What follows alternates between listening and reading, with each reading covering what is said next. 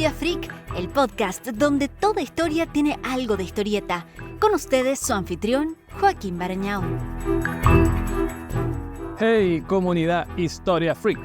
A menos que hayan estado viviendo bajo una piedra durante los últimos 6 meses, sabrán que esta semana se estrenó Napoleón, de Sir Ridley Scott, el genio que nos trajo joyas como Alien, Blade Runner, Thelma y Louise y Gladiador. Así que depositamos en sus orejas el relanzamiento del episodio 8, dedicado enterito al corso. Al final, añadimos varias curiosidades adicionales que no nos cupieron en el episodio original, así que no corte transmisiones. Aquí vamos. Napoleón se apersonó en el mundo en Córcega en 1769, con dentadura, desde el parto apurado por vivir. Era territorio francés hacía solo un año y su familia era de origen toscano, por lo que fue bautizado con el italianísimo nombre Napoleone di Bonaparte. Siempre habló francés con espeso acento y nunca aprendió a escribirlo sin pifias. A los 15 fue admitido en la escuela militar de la capital. Decía que solo en París uno puede ser alguien. A los 16 postuló a un periplo alrededor del mundo que comandaba Jean-François de la Pérouse. Llegó a la lista preliminar. Por suerte solo a la preliminar, porque la expedición se evaporó en Oceanía sin dejar rastro alguno. Su examen final en la escuela fue evaluado por Pierre-Simon Laplace, un nombre que traerá recuerdos a quienes se han cabeceado con ecuaciones diferenciales. Mientras Napoleón escalaba en el escafón militar, sobrevino la Revolución Francesa y el rodado industrial de cabezas.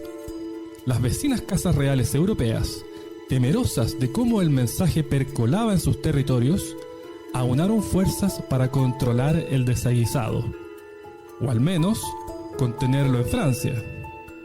Detonó así la Guerra de la Primera Coalición, con la invasión de Austria y Prusia. El alcalde de Estrasburgo le comisionó a un oficial con quien cenaba una canción que los uniera ante la defensa de la patria amenazada. Aquel músico aficionado compuso la Marsellesa en una sola afiebrada noche.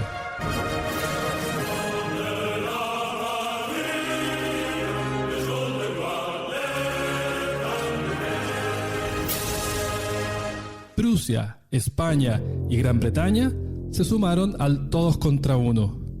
Si bien los revolucionarios comenzaron masticando derrotas, a partir de 1794 fueron doblegando a los miembros de la patota antifrancesa.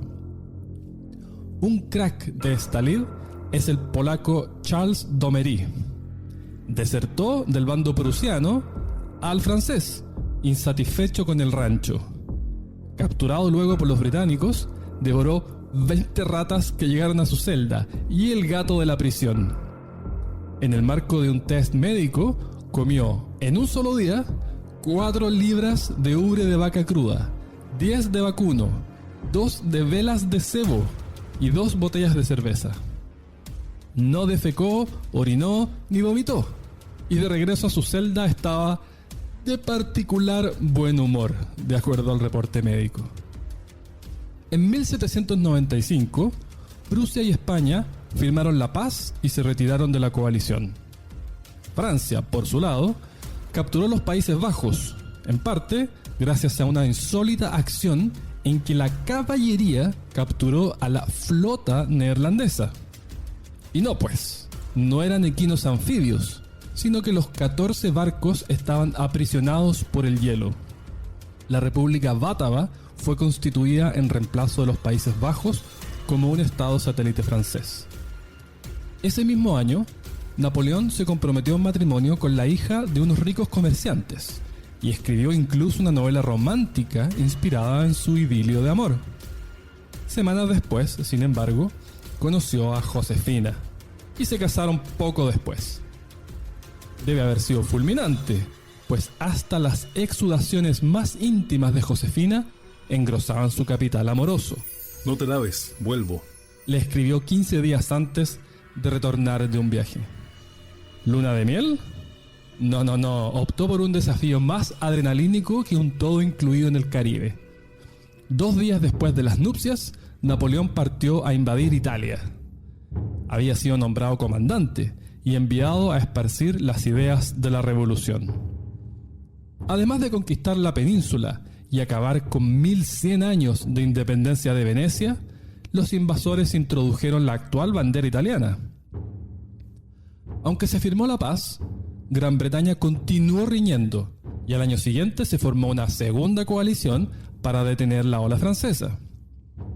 Napoleón encabezó las tropas ahora contra el Imperio Otomano, de manera de proteger los intereses franceses y debilitar el acceso de los británicos a India. Historiadores franceses escribieron que, previo a la batalla de las pirámides, Napoleón aleonó así a sus huestes. Recuerden que desde la cima de estas pirámides 40 siglos de historia te contemplan. Eran 44 siglos y las pirámides no eran visibles. Pero de todos modos, sus bravos acabaron con casi todo el ejército otomano apostado en Egipto. Durante la ocupación, los franceses advirtieron que no era fácil conseguir vino en el Egipto musulmán. ¿El consuelo? Hachís. El vicio se expandió tanto que se desató una guerra paralela contra el narcotráfico. Los médicos de la expedición, a su turno, describieron Egipto como el único país donde los hombres menstruan. Ignoraban que la prevalencia de sangre en la orina era causada por un parásito del Nilo.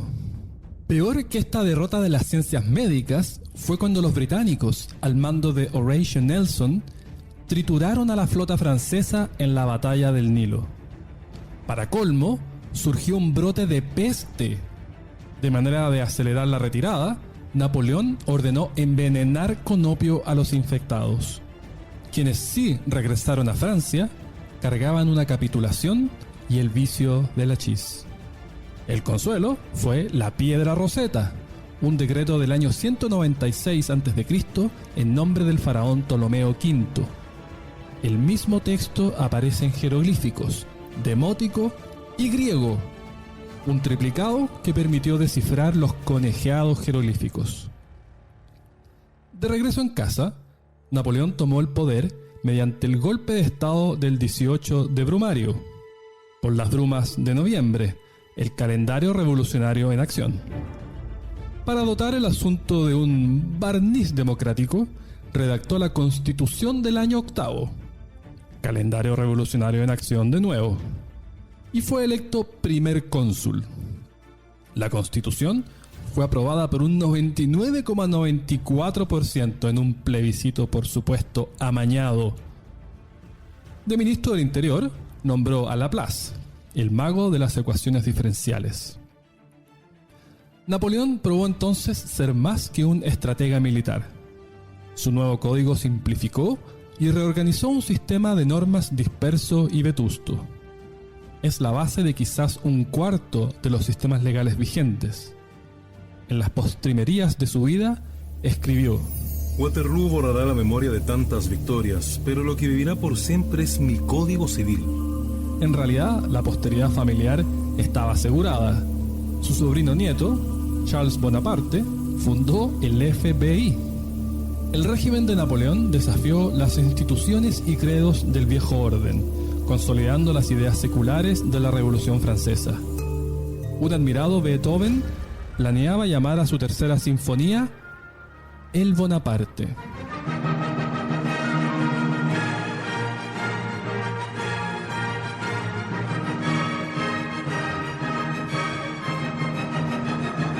En 1800, Napoleón cruzó los Alpes para sorprender a los austríacos, que ocuparon Italia mientras él se entretenía en Egipto.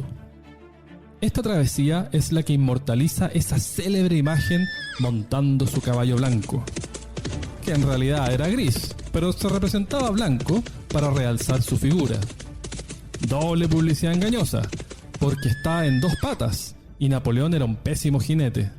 Su staff le ablandaba los caballos antes de que los montara y los acostumbraban a oír disparos, espadas, bayonetas y ruidos violentos. Incluso les arrojaban perros y cerdos entre las piernas. ¿Propaganda de petizo con problemas de autoestima?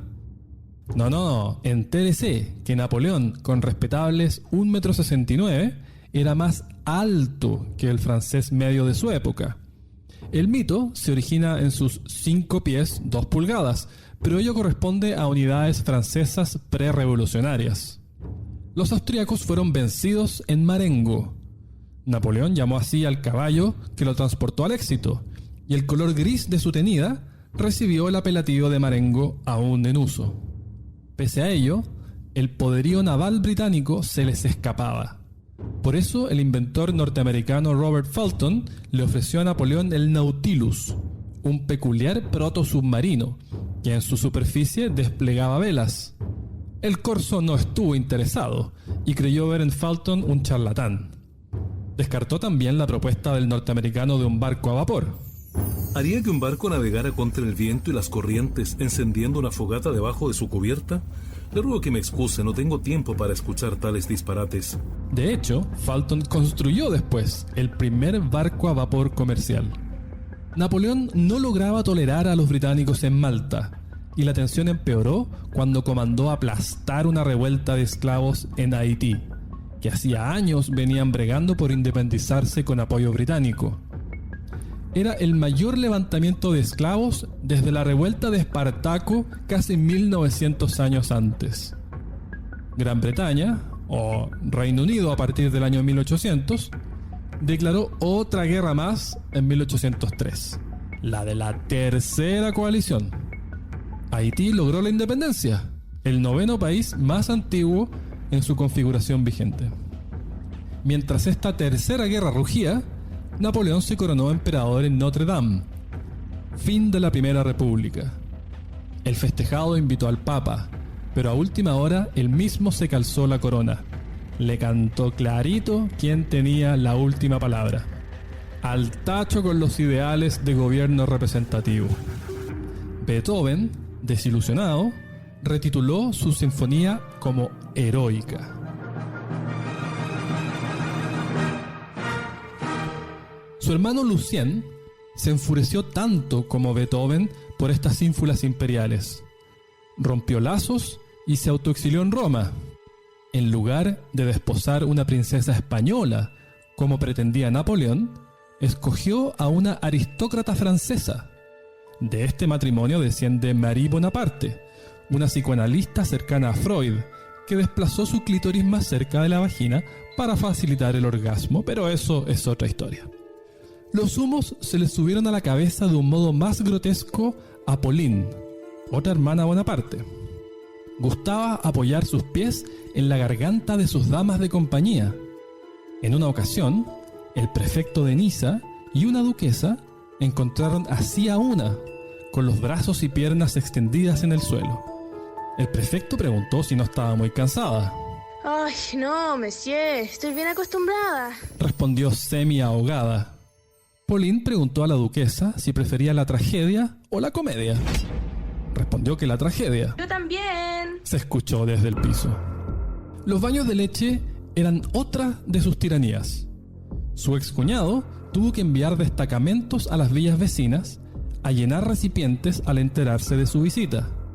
Cuando le anunciaron que su baño estaba listo, preguntó: ¿y la ducha? Tomo una ducha después de mi baño. Él le respondió que no, que eso sí que no se podía arreglar, que no tenía el equipo necesario.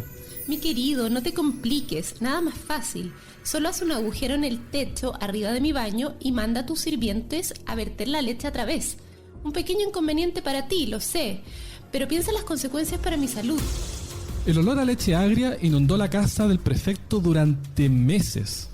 Al menos, nadie podía quejarse de que Pauline no sacaba provecho a los cuidados de su cuerpo. Comisionó una estatua en topless. El artista fue ordenado de representarla vestida, como la diosa Diana, casta cazadora. Pauline se echó a reír y replicó que nadie se compraría su supuesta virginidad.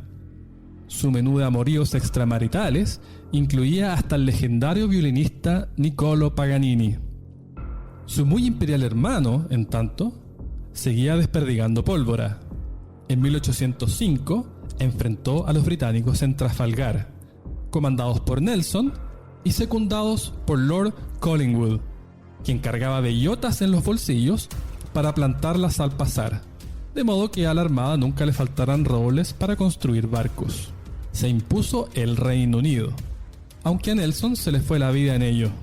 El cirujano a bordo encurtió su cadáver en un barril con brandy, alcanfor y mirra. El menjunje ralentizó la descomposición, pero por supuesto no la detuvo. Las presiones gaseosas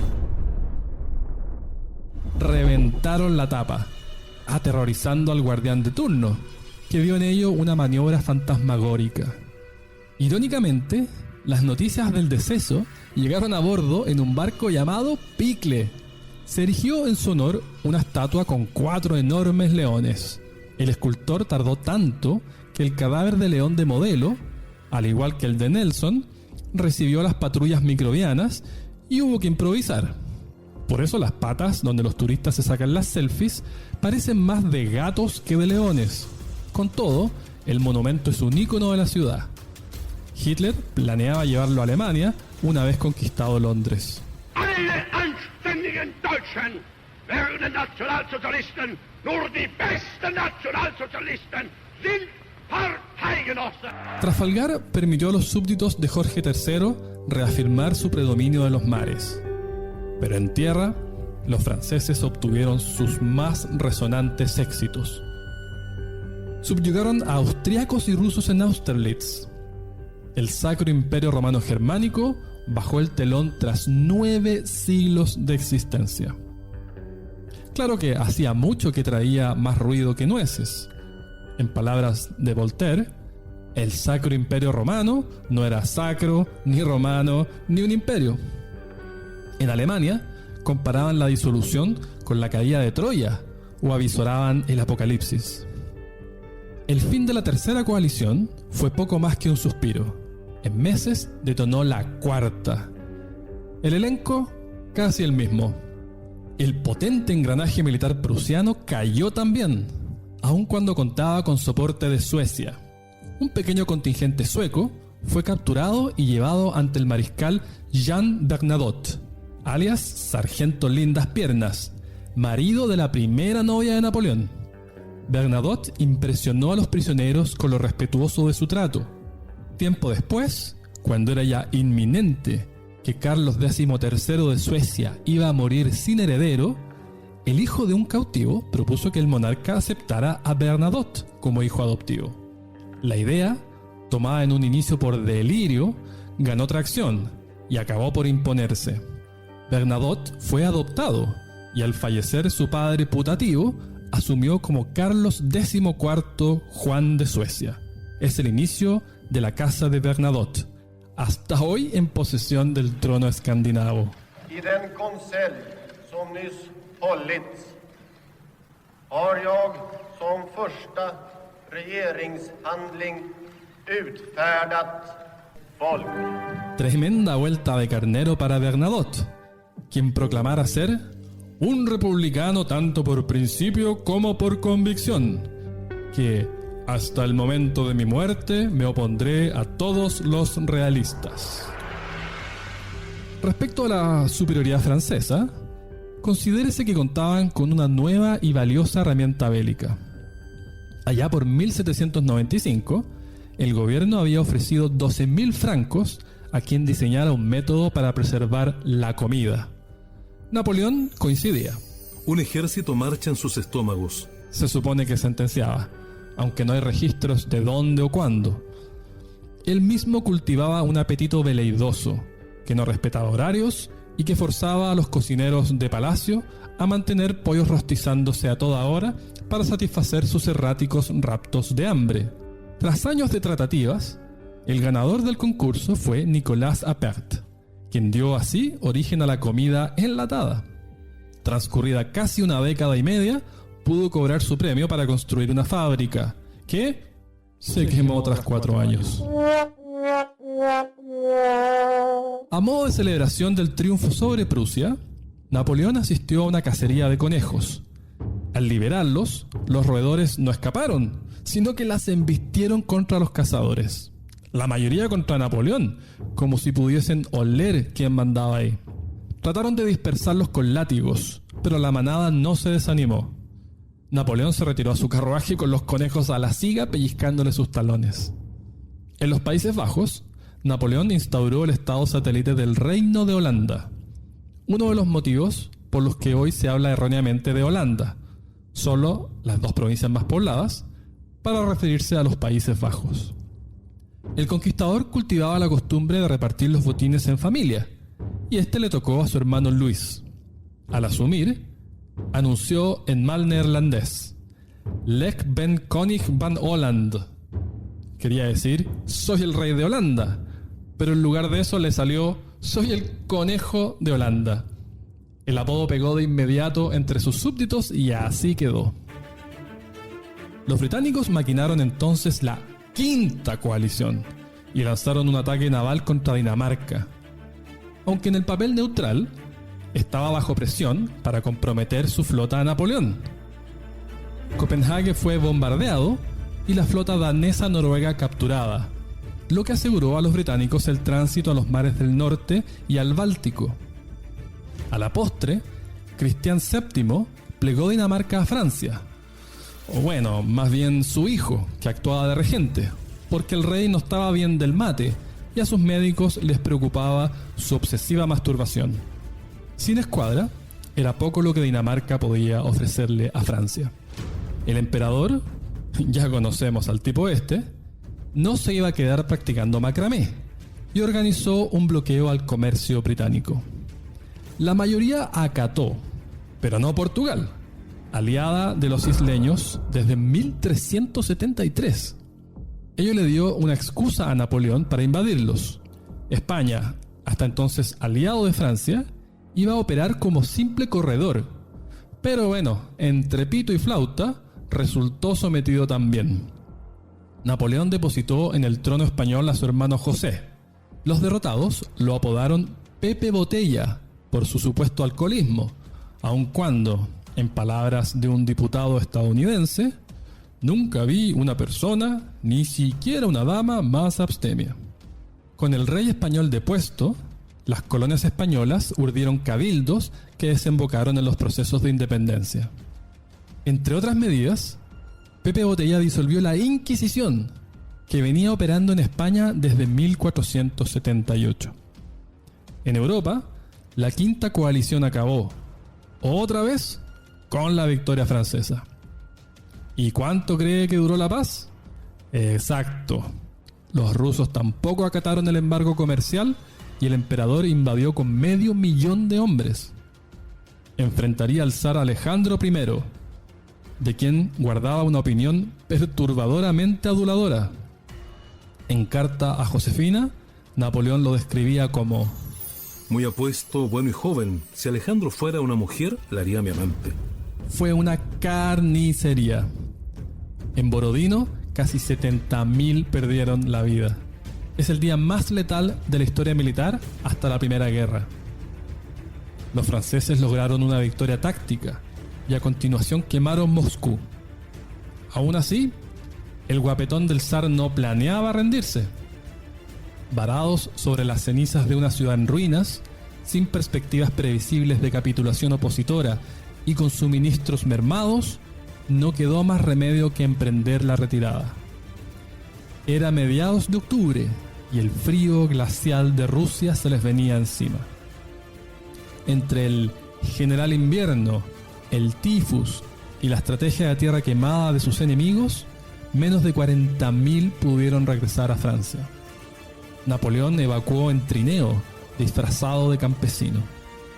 El éxito de la defensa rusa es lo que Tchaikovsky homenajeó en su Obertura 1812, una pieza que incluye cañones.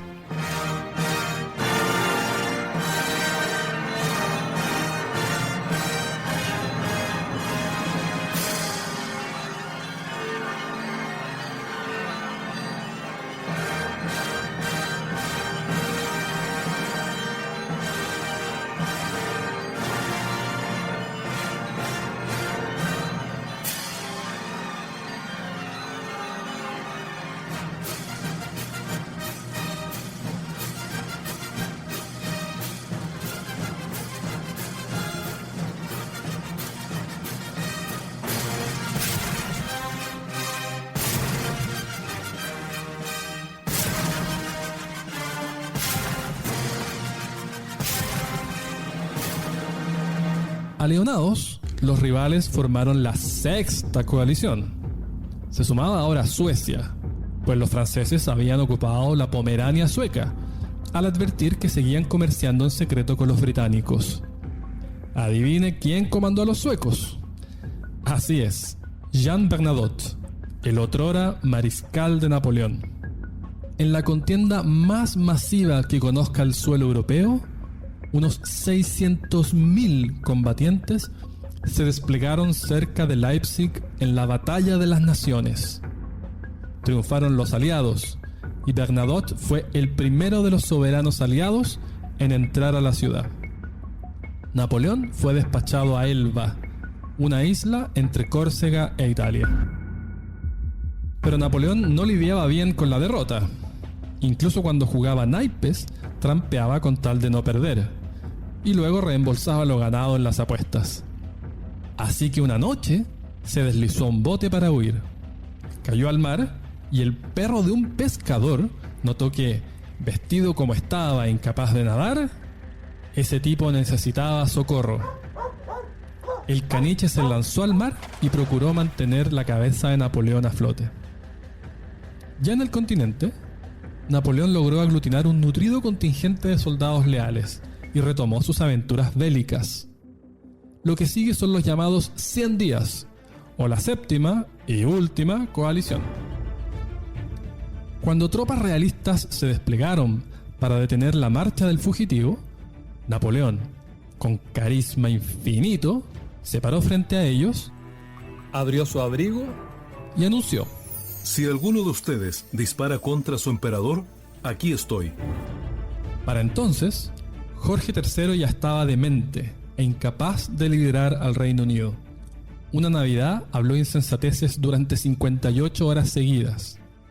Es lo que relata la obra teatral británica La locura de Jorge III, la misma que se llevó al cine como La locura del rey Jorge, para prevenir que los estadounidenses pensaran que se habían perdido las dos primeras partes. How is your majesty? Fat lot you care. God save the king. And so on. Es en este periodo que Charles Barbier finiquitó otra innovación militar comisionada por el Corso: un sistema táctil de escritura nocturna para que los soldados se comunicaran por la noche en silencio y sin emitir luz alguna. Al final era demasiado difícil de dominar y fue rechazado. Barbier visitó el Instituto para Ciegos de París, donde conoció a un tipo llamado Louis Braille, un educador ciego que perfeccionó una idea que aún está en uso. En junio de 1815, los aliados se enfrentaron a Napoleón en Waterloo. Wellington es un mal general. Los ingleses son malas tropas, y este asunto no es más serio que comer el desayuno, declaró. Pero Napoleón no era el mismo.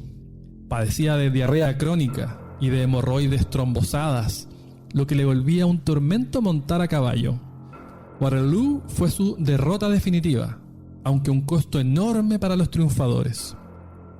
El estoico Wellington se echó a llorar y se mostró reacio a recibir cualquier felicitación por esa masacre.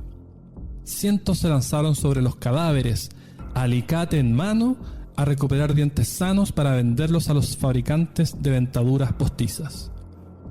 El duque no solo humilló al Corso en el plano militar, sino también en el sexual. Sedujo a 2 de sus examantes, una cantante y una actriz, lo que no sería tan mortificante si no fuera porque esta última afirmó que Wellington era mucho más fuerte que Napoleón entre las sábanas. Wellington además se hizo acreedor de un provocativo retrato de su hermana Pauline, dejando entrever un cuanto hay de pechos, bien cuidados por sus baños lácteos, debajo de un vestido semitransparente. Bonaparte abdicó en favor de su hijo de 4 años. Desde la seguridad de Austria, detentó nominalmente el título de Napoleón II durante un gran total de 15 días. Esta vez, el destierro de la tromba militar corsa fue lejos de cualquier potencial amigo voluntarioso. Se fue a la isla de Santa Elena, en el Atlántico Sur. Allí hostilizaba al gobernador jugando a las escondidas, del todo inconveniente cuando un barco se aprontaba a zarpar y la pérdida de contacto con Napoleón lo hacía imposible. La muerte lo encontró allí 6 años después. Tras la autopsia, el pene llegó a manos de un sacerdote italiano y luego a un librero de Londres, que lo registraba en un catálogo como un tendón momificado. En 1927 se exhibió en Nueva York, en el Museo de Arte Francés. Un periodista lo comparó con una tira maltratada de cordones de piel y otro con una anguila arrugada. En 1977, el pene de Napoleón fue comprado por un urólogo, quien lo conservó debajo de su cama durante 30 años. Wellington, por el contrario, como si siguiera humillándolo en la tumba, trepó hasta el cargo de primer ministro británico. Uno más del 38% en ocupar el puesto que atendió el mismo internado, el Eton College.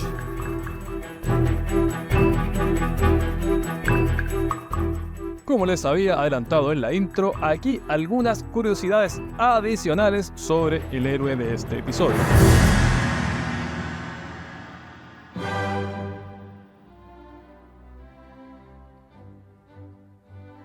Durante la campaña italiana, los bologneses temieron que el corso profanara la estatua de Gregorio XIII.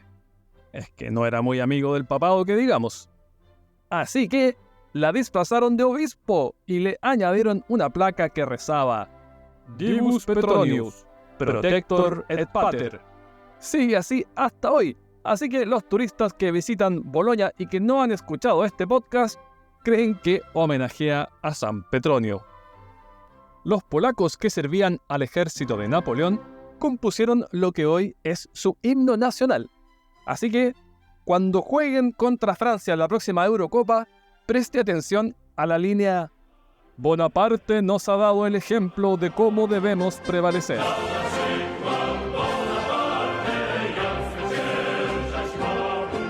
Herencia legal menos conocida que el Código Civil de Napoleón es la norma dictada en noviembre de 1800 que prohibía a las parisinas vestir pantalones. En 1892 y 1909 fue modificada para permitirlos si la mujer sostiene un manubrio de bicicleta o las riendas de un caballo. Para financiar una invasión al Reino Unido, Napoleón vendió Luisiana al gobierno de Thomas Jefferson. No el estado actual, sino que todo el centro del actual Estados Unidos, un territorio que hoy sería el 30º país más grande del mundo. Los gringos pagaron $15 millones o 410 millones en plata de hoy, lo que equivale a $1,9 la hectárea. Dado que Estados Unidos costeó la compra de Luisiana con ayuda de un banco británico, con permiso del gobierno de Londres, los británicos estaban financiando la invasión contra sí mismos. Napoleón consideró usar parte de ese dinero para transportar tropas a través del Canal de la Mancha en una flota de globos y puso a una pionera de la aerostática a cargo, pero al final el plan fue descartado debido al riesgo que suponían los vientos. Los franceses no llegaron a poner pie en el archipiélago. De acuerdo con la leyenda, sí lo hizo un mono mascota de su armada, único superviviente de un naufragio frente a Hartlepool. Se suponía que iba vestido de uniforme francés y que los aldeanos lo tomaron por un espía y lo ahorcaron. Una posibilidad es que en realidad haya sido un niño, porque los chicos que preparaban los cañones por dentro eran llamados monos de pólvora, pero más probable es que sea todo apócrifo, porque la primera versión de la anécdota es de 1855 y no hay registros de ese naufragio. Lo gracioso es que igual se convirtió en parte del alma de Hartlepool. Hay estatuas, el equipo de rugby es conocido como Monkey Hangers y la mascota del Hartlepool United, el club de fútbol, es un mono llamado H''Angus, juego de palabras con hang, ahorcar. En 2001, Stuart Drummond, el tipo adentro del corpóreo de Angus, pidió 500 libras al mandamás del club para participar en la campaña de elección de alcalde como treta publicitaria. Concursó bajo el eslogan de «Bananas gratuitas para los escolares». Y ganó la elección. Y la siguiente. Fue alcalde entre 2002 y 2013.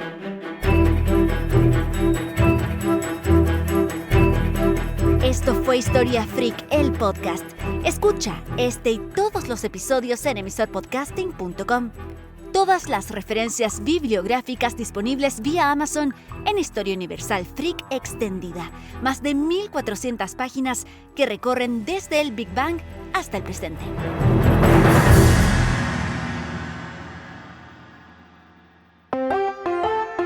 Emisor Podcasting.